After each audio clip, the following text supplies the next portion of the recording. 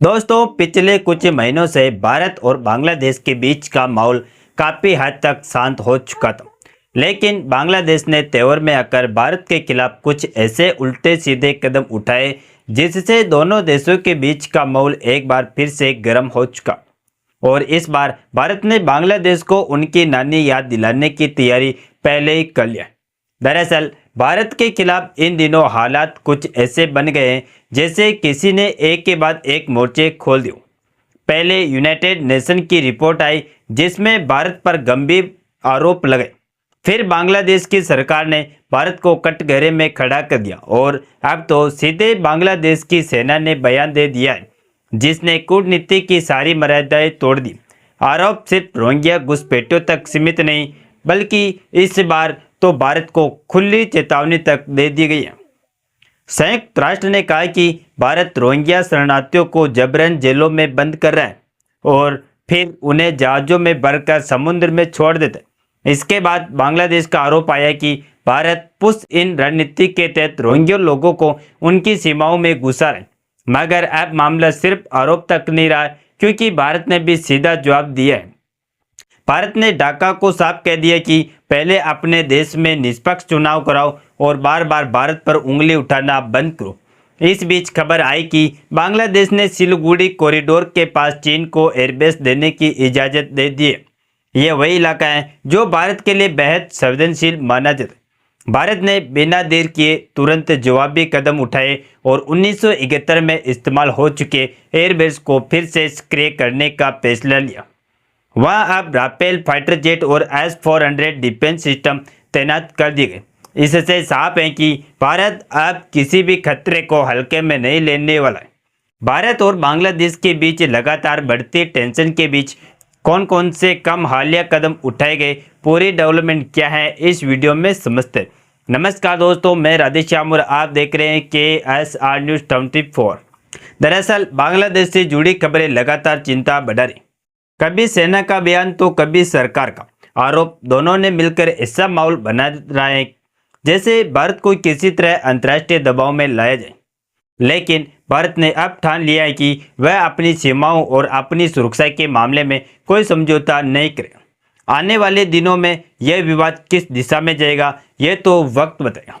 लेकिन अभी जो तस्वीर दिख रही है वह बेहद गंभीर है। दरअसल भारत के अंदर एक ऐसा खतरा धीरे धीरे पनप रहा था जिसे लंबे समय तक नज़रअंदाज किया गया। यह खतरा था अवैध रूप से देश में रह रहे बांग्लादेशी नागरिकों और रोहिंग्यों को शरणार्थियों का। कई रिपोर्ट्स में दावा किया गया कि इनकी संख्या करीब 2 करोड़ तक पहुंच गई। हालांकि सही आंकड़ा आज भी स्पष्ट नहीं।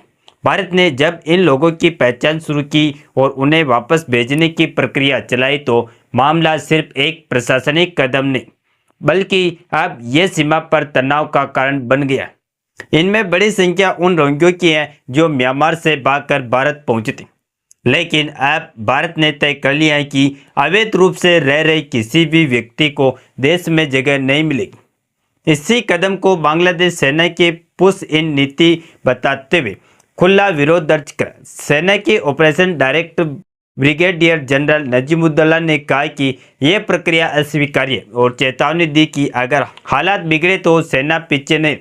भारत ने भी अपने रुख को साफ किया कि ये लोग न केवल अवैध थे बल्कि कई मामलों में अपराधों से भी जुड़े पाए। भारत ने बांग्लादेश को बताया कि इन लोगों को पूरी कानूनी प्रक्रिया के बाद ही बॉर्डर गार्ड्स के हवाले किया गया।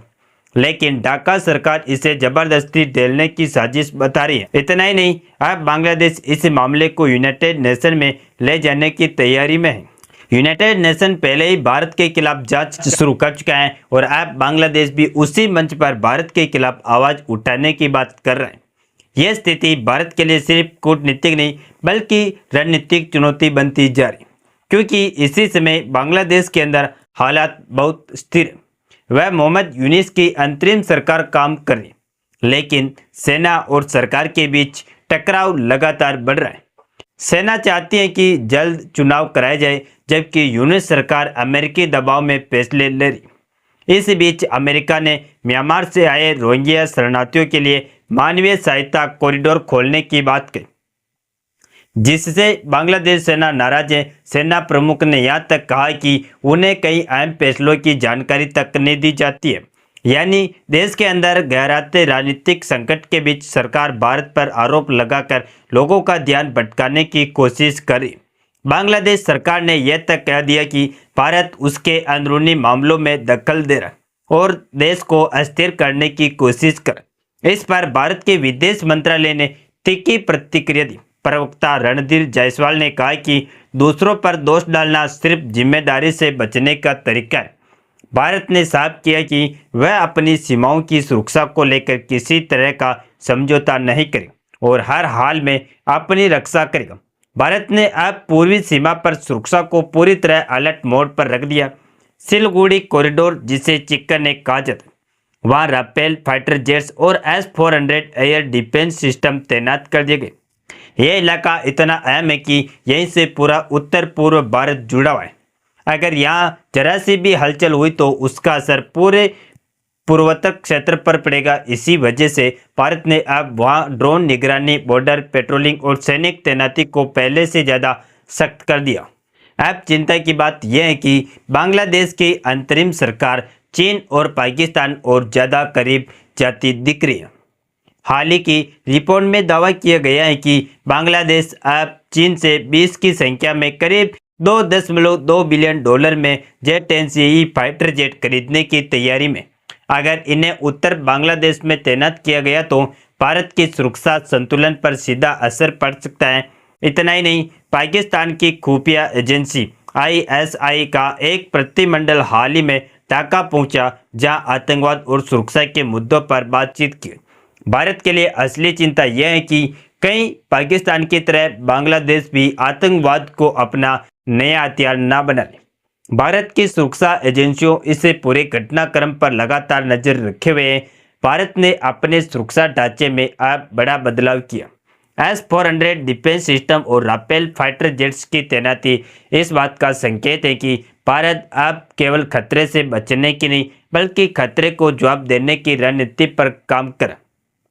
पूर्वोत्तर संवेदनशील इलाकों में सड़कें और सुरंगें तेजी से तैयार की जा रही हैं ताकि जरूरत पड़ने पर सेना तुरंत कार्रवाई कर सके।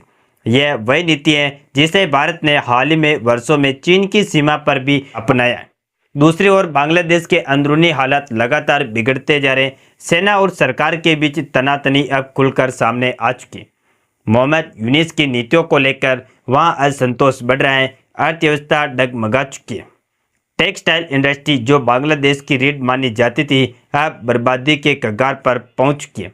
कारोबार ठप है, विदेशी मुद्रा भंडार घटता जा रहा है और बांग्लादेशी टका लगातार कमजोर हो रहा है। हालात इतने बिगड़ चुके हैं कि अब वर्ल्ड बैंक और IMF से भी लोन मिलना मुश्किल हो गया। इन सब का असर बांग्लादेश की राजनीति पर भी पड़ रहा है। तख्ता पलट की चर्चाएं तेज हैं और जनता में असंतोष बढ़ रहा है।